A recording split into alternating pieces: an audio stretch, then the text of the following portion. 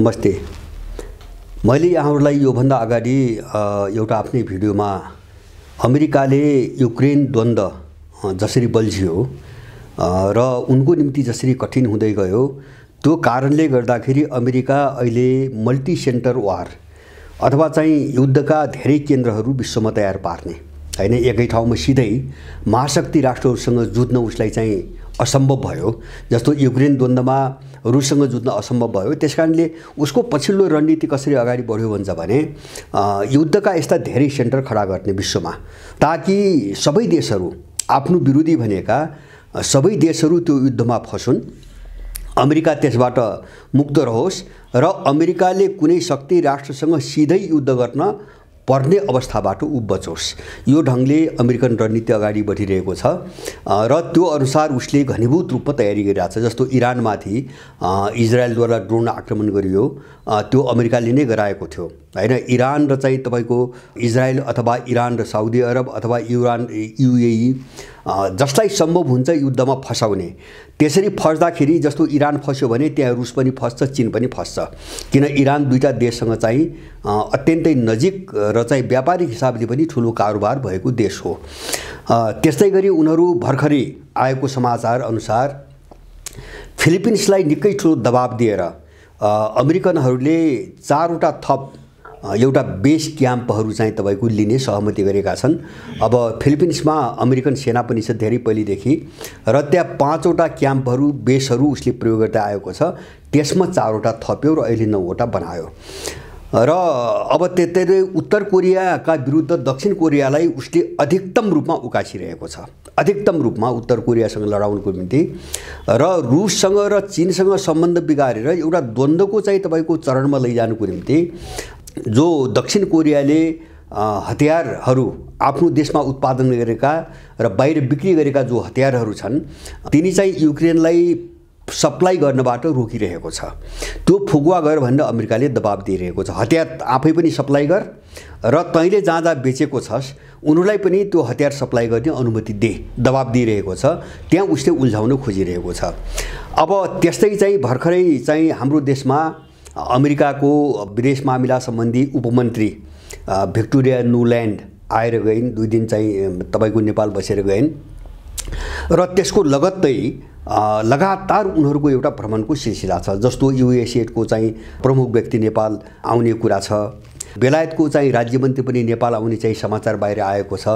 अब त्यस्तै गरेर अमेरिकाको अर्को सुरक्षा निकायसँग सम्बन्धित कुनै व्यक्ति नेपाल आउँदैछन् र नेपालभित्र उनीहरूको भ्रमण एकदमै बाक्लिएको छ, एकदमै बाक्लिएको छ र समाचारमा आएअनुसार र जानकारी भएअनुसार हैन, जानकारी भएअनुसार भिक्टोरिया नुल्यान्ड नेपालबाट फर्किने बेला उनले चाहिँ 2टा कुरा आफ्नो हातमा दिनको निम्ति नेपाललाई दबाब एक खालको धम्की दिएर गएकी छिन् हैन। उनले के भनेको छ भने नेपालको साइबर सुरक्षाको चाहिँ तपाईको पाटो र चाहिँ अर्थतन्त्रको पाटो, यो 2टा चाहिँ हामीलाई हेर्ने जिम्मा दिनुपर्छ भनेर उनले चाहिँ माग गरेकी छिन्। त्यसको निम्ति ठुलो दबाब परिरहेको छ र साइबर सुरक्षा आफ्नो हातमा लिन अमेरिकनहरूले भिक्टोरिया नुल्यान्डको भ्रमणको 1 दिन अगाडि नेपालमा साइबर आक्रमण गरेका छन्।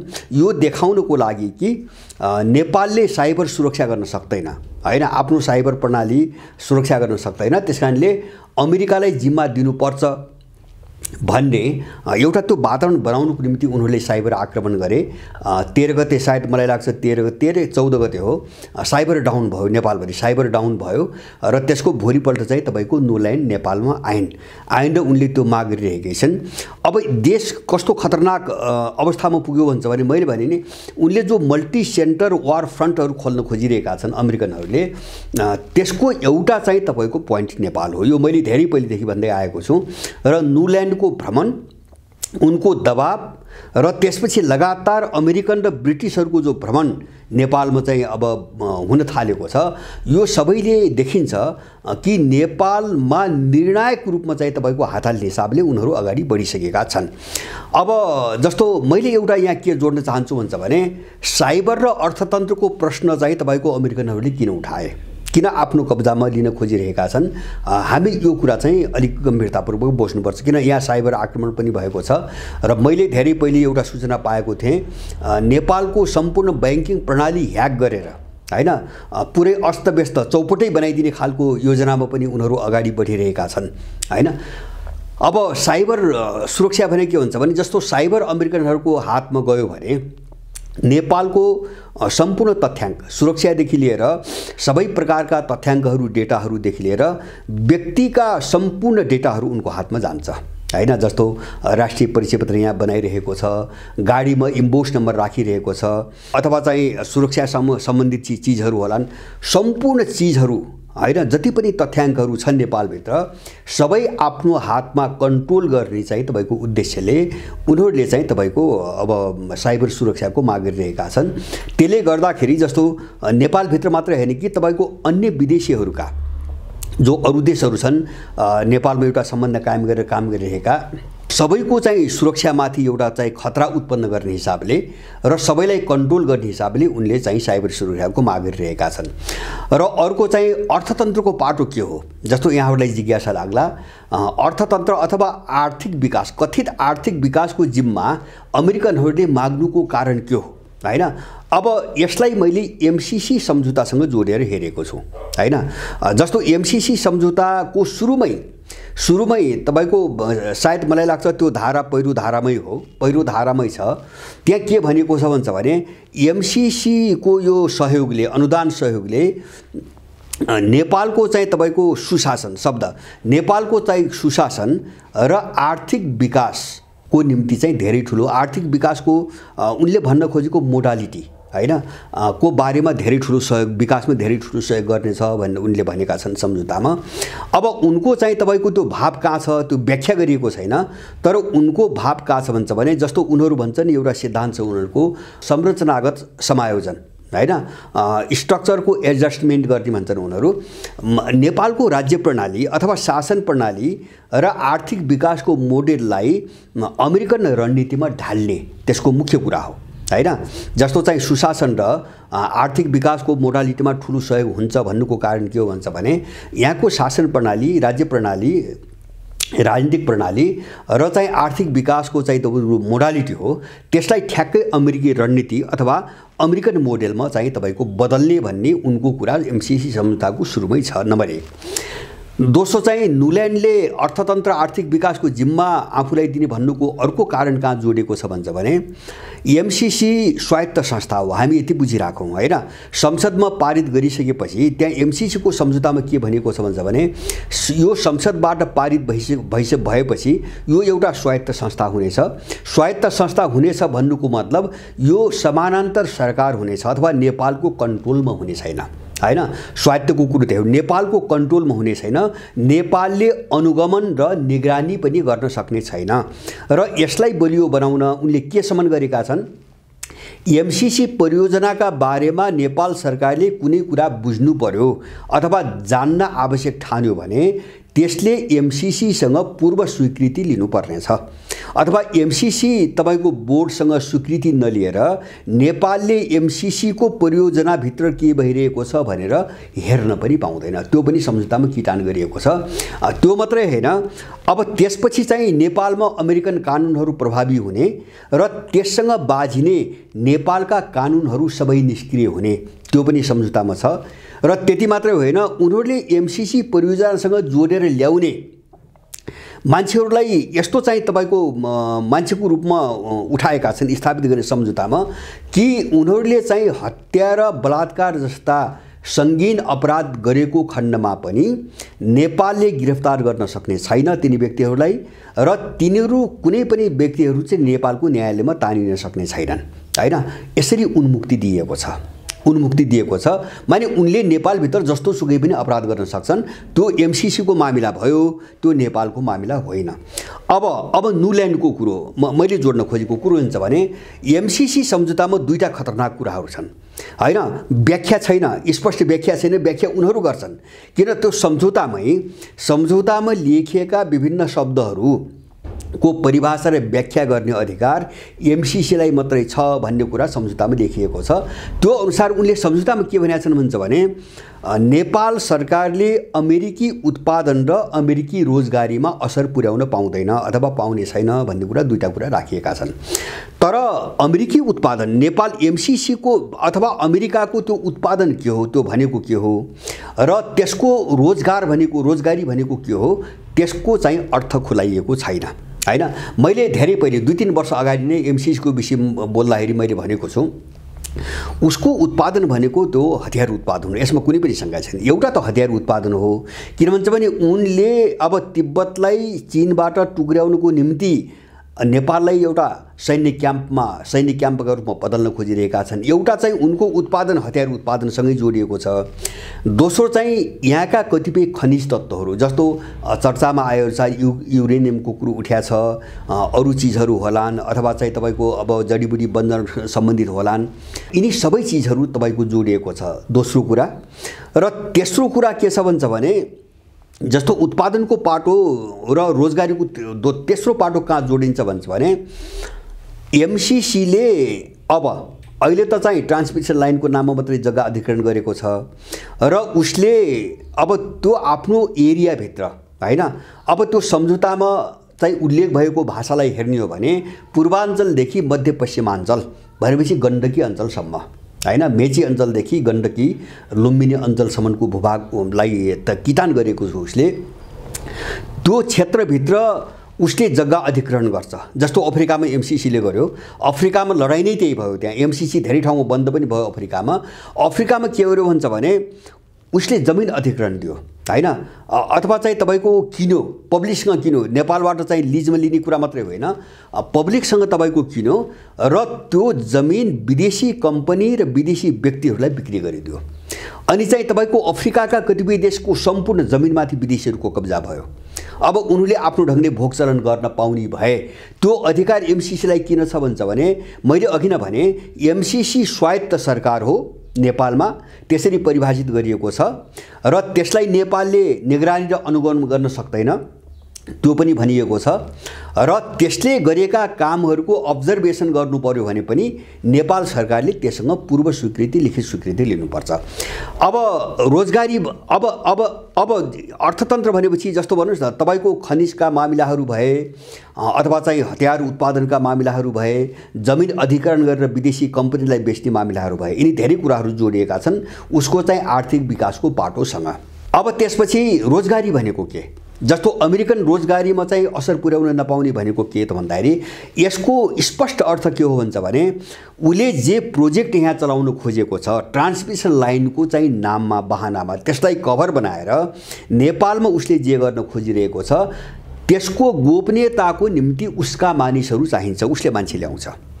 हो, त्यो गोपनीयताको सुरक्षाको निम्ति उसले के भनिरहेको छ भन्छ भने उसले तोकेको क्षेत्र अथवा उसको प्रोजेक्टभित्र हैन नेपाल सरकारले कुनै कामदार पनि नियुक्त गर्न पाउँदैन। यदि गर्नु पर्यो भने त्यो एमसीसीले चाहिँ ओके गर्नुपर्छ। ऊ कन्भिन्स भयो यो व्यक्ति ठिक छ भन्ने कुरामा ऊ कन्भिन्स भयो भने नेपालले प्रस्तावित गरेको व्यक्ति पनि हुने भयो, अन्यथा नेपालले त्यस्तो नियुक्ति गर्न पनि पाउँदैन, कसैलाई रोजगारी दिन पनि पाउँदैन हैन। भनेपछि उसले त्यो भित्र जो एउटा रहस्यमय उसको प्रोजेक्ट छ नि हैन, वार रणनीति भनौँ, मेरो आफ्नो भाषामा वार रणनीति जो छ त्यो भित्र रोजगारी दिने मान्छेहरू निश्चित रूपमा उसबाट प्रशिक्षित मान्छेहरू नै चाहिन्छ हैन। बाहिरको मान्छे भयो भने उसको गोपनीयता खुल्छ। त्यसकारणले उसले रोजगारीमा चाहिँ तपाईको प्रावधान राख्यो, अमेरिकन रोजगारीमा चाहिँ असर पुर्याउनु पाइँदैन। न्यू ल्यान्डको तपाईको माग त्यहाँ गएर जोडिएको छ हैन। अब यसलाई गोपनीय ढङ्गमा गुपचुप रूपमा कसरी अगाडि बढाउने भन्ने चाहिँ उनको माग चाहिँ त्यहाँ गएर चाहिँ जोडिएको छ। अब यो बिन्दुमा चाहिँ अमेरिकनहरू आइसकेका छन् नेपालमा। अब यहाँ चाहिँ अर्को खेल कस्तो छ भन्छ भने बाहिर हामीले हेरौँ देश यस्तो अवस्थामा छ, उनीहरूले बाहिर घिनलाग्दा दलालहरूलाई कसरी लडाइरहेका छन् हामीले तमासा हेरिरहेका छौँ। राष्ट्रपतिको चुनावको नाममा गृह मन्त्रालय कसलाई दिने हैन, अब रविको नागरिकता के हो हैन, अब आदि इत्यादि यस्ता धेरै चिज छन् जहाँ चाहिँ यिनी निकृष्ट दलालहरू चाहिँ तपाईको कुकुर झगडा गरिरहेको हामी देखिरहेका छौँ। दलालहरूलाई कुकुरको एउटा चाहिँ हड्डीमा कुकुरहरूलाई चाहिँ जुझाएर भित्रभित्र चाहिँ उनले यो दबाब दिइरहेका छन्। दोहोरो हतियार, एउटा त यिनीहरू चाहिँ तपाईको हड्डीको लडाईँमा चाहिँ मरिरहेको बेला हैन उनले ध्यान अर्कोतिर केन्द्रित गरेका छन्। दोस्रो उनले के गरिरहेका छन् भन्छ भने जस्तो यहाँ त कुर्सीको निम्ति र्याल बगाउने ज्यान फाल्ने सबैको चाहिँ चरित्र त्यही हो, राजनीति त्यही हो। अब यो बेला सबैले आश्वासन दिएका छन् हैन, हाम्रो काम गर्यो भने हामी चाहिँ तपाईको तिमीलाई समर्थन गर्छौं अथवा तिमीलाई कुर्सीमा राख्दिन्छौं, हरेक खालको दिएका छन्। अब त्यो चाहिँ कुर्सी प्रचण्डलाई पनि जोगाउनु परेको छ, शेरबहादुरलाई आउनु परेको छ, केपी ओलीलाई आउनु परेको छ, रविलाई गृहमन्त्री नै हुनु परेको छ अथवा अर्कालाई अर्को परेको छ।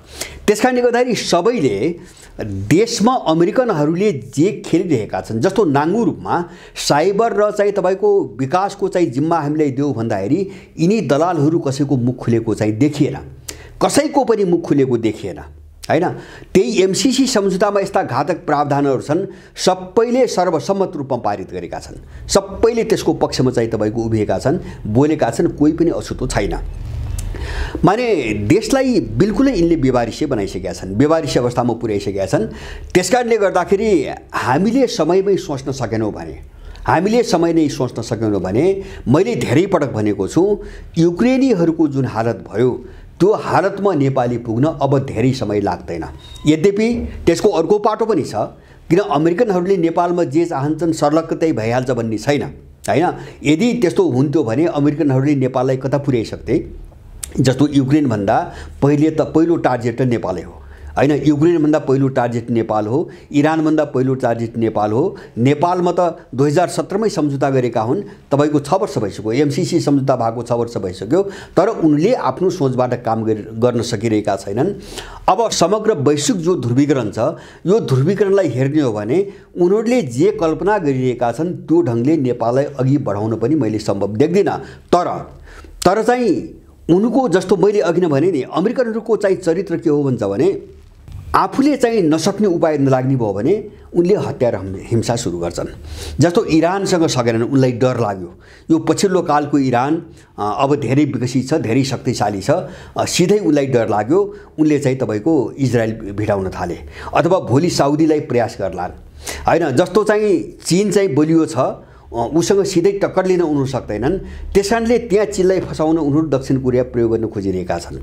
जस्तो फिलिपिन्ससँग अहिले चाहिँ सम्झौता गरे भर्खरै 4 वटा थप बेस क्याम्पहरू चाहिँ थप्ने अमेरिकनहरूले प्रयोग गर्न पाउने भने चाहिँ सहमति गए। फिलिपिन्सलाई त्यहाँ भिडाउन खोजिरहेका छन् र यहाँ पनि उनले गर्ने त्यही हो। जस्तो यहाँ पनि के हो भन्छ भने जस्तो उनीहरू सिधै आए भने त्यो सिधै तपाईको मुठभेड चीनाहरूसँग हुन्छ, यसमा कुनै चीनासँग हुन्छ, रसियनसँग हुन्छ, अर्कासँग होला भोलि। त्यसकारणले त्यो जोखिम, जस्तो पहिलो उनको प्रयास त सर्लक्कै नेपाल सरकारलाई सहमत गराएर वैधानिक रूपमै ठ्याक्कै नेपाल कब्जा गर्ने, फसे चीनसँग नेपालै फस्छ अथवा अरूसँग फसे इन्डियासँग फसे नेपालै फस्छ, उनको पहिलो प्रयत्न त्यो छ। यदि त्यो दिशामा उनीहरू सफल भएनन् भने उनले नेपालमा हत्या हिंसा सुरु गर्छन्, यसमा कुनै पनि शंका छैन, मलाई कुनै पनि शंका छैन। त्यो दिशामा अमेरिकनहरू आइ नै सकेका छन्। जस्तो न्युल्यान्डको भ्रमणपछि पहिलो कुरो त मैले यो अगाडि पनि भनेको थिएँ, जस्तो उनको चाहिँ तपाईको भ्रमणको एजेन्डा केही पनि देखिएन, बाहिर केही पनि देखिएन। जस्तो उपप्रदेश मन्त्री जस्तो मान्छे आउँदा, त्यो पनि बाइडेनको सरकार बनेपछि अमेरिकाको सबैभन्दा माथिल्लो तहको भ्रमण भनिएको छ, त्यस्तो व्यक्ति आउँदा हैन, दुई देश बीचमा छलफल गर्ने कुनै एजेन्डा पनि छैनन्। अब नेपालले कुनै एजेन्डाको निम्ति बोलाएको पनि हैन, उनको आफ्नो इन्ट्रेस्टले आए, सबैलाई भेटे, अब दबाब दिए होलान्, धम्की दिए होलान्, जाँदाखेरि चाहिँ साइबर र चाहिँ तपाईको अर्थतन्त्र हाम्रो हातमा देऊ भनेर गए र यिनको खतरनाक मिसन छ। साइबर र चाहिँ तपाईको आर्थिक विकासको जिम्मा अमेरिकालाई दिने भनेको त्यो नेपाल बुझाउने मात्रै होइन, नेपाललाई तुरुन्तै एउटा युद्ध मोर्चामा परिणत गर्ने कुरा हो त्यो। अब त्यो खेलमा अमेरिकनहरू अहिले लागिरहेका छन्, यिनी अपराधीहरूलाई चाहिँ तपाईको सिनोमा लडाएर, तर यिनीहरू कोही पनि बोल्नेवाला छैनन्। यो दिशामा सबै नेपालीहरू स्पष्ट हुनुपर्छ। र मेरो विवेकमा, मेरो आफ्नो बुझाइमा मैले के देख्छु भन्छ भने राज्य प्रणाली कोल्याप्स भइसकेको छ। यो विषयमा म एउटा छुट्टै शीर्षकमा अर्को एउटा चाहिँ भिडियो बनाउँछु। राज्य प्रणाली कोल्याप्स भइसकेको छ। नम्बर 1, देशमा अधिराष्ट्रिय सङ्गठनहरूको शासन छ। अधिराष्ट्रिय सङ्गठन भनेको राष्ट्रभन्दा माथि रहेका एनजिओ, आइएनजिओ र विदेशी दूतावासहरूको शासन छ। नम्बर 2 र नम्बर 3, देश चाहिँ तपाईको झन्नै चाहिँ तपाईको एउटा धराशयी हुने अवस्थामा पुगेको छ। त्यसकारणले अब यो चरणको चाहिँ लडाईँ के हो भन्छ भने हामीले भन्छौँ नि जस्तो लडाईँ दुई खालका लडाईँहरू हुन्छन्। एउटा त आन्तरिक व्यवस्था प्रणालीको निम्ति जस्तो आन्तरिक राजनीतिक परिवर्तनको निम्ति लडाईँहरू हुन्छन् हैन। जस्तो यहाँ चाहिँ दलीय आन्दोलन भए, यिनको व्याख्यामा दलीय आन्दोलन भए। अर्को लडाईँ के हुन्छ भने देश विदेशीहरूले कब्जा गरेको खण्डमा त्यो सिधै वा अप्रत्यक्ष जुनसुकै कोणबाट होस् देश विदेशीहरूको कब्जामा चाहिँ तपाईको गयो भने त्यसबाट मुक्त गर्नको निम्ति राष्ट्रिय मुक्ति युद्धको आवश्यकता हुन्छ। नेपाल त्यही चरणमा चाहिँ पुगिसकेको छ। नेपाल धेरै पहिलेदेखि त्यो चरणतिर छ, तर त्यो उत्कर्षमा पुगेको छ। त्यसकारणले विदेशी शक्ति जसले नेपाललाई आफ्नो सैन्य क्याम्प बनाउन खोजिरहेका छन्, युद्धमा झोक्न खोजिरहेका छन्, ती साम्राज्यवादी शक्ति र अब त्यसको मतियारको रूपमा काम गर्ने यिनी दलहरूका विरुद्धमा अब देशभक्त शक्तिहरूको एउटा राष्ट्रिय मुक्ति युद्ध अपरिहार्य भइसकेको छ। हामीले यो चीज बुझिनौँ भने देश फस्टे खतरा छ। यसप्रति म यहाँहरू सबैलाई सजग गराउन चाहन्छु। हस्, धन्यवाद।